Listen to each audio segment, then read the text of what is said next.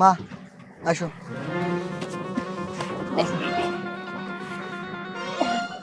এই জায়গায় বসো। এই জায়গায় বসবো মানে? আরে বাবা বসো তো। বাজান রে, তুই না কইলি আমারে হাসপাতালে নিয়ে যাবি, তুই এইখানে বসাই দিলি কেন?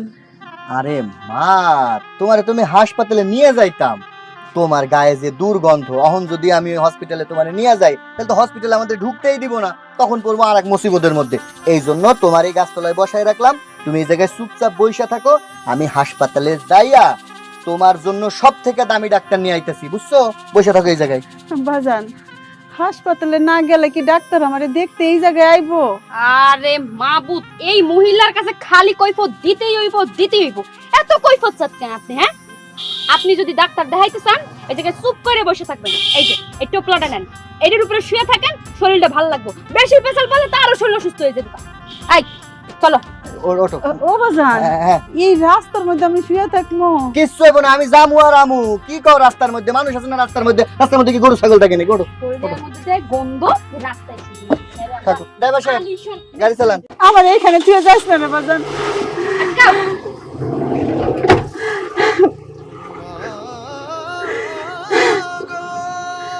আমার খোকা আমার এইখানে বসে থুয়ে গেছে, আমারে কি দিতে আইবো?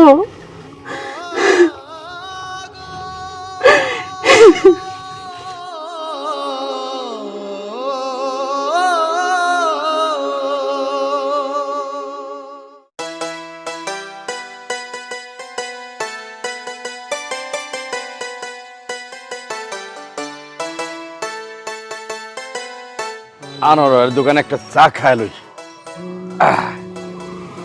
আনোয়ার ভাই, একটা চা দিও। কি ব্যাপার গোলদার ভাই, শরীরটা ভালো আছে ভাই, ব্যাংকের আবার সর্দি আছে, আমাকে শরীর খারাপ হবো না। এটা আবার কি খবর? ব্যাঙের সর্দি আছে? তুমি না কইলা ব্যান আর চালাবা না, পোলাই চালাতে দিব না?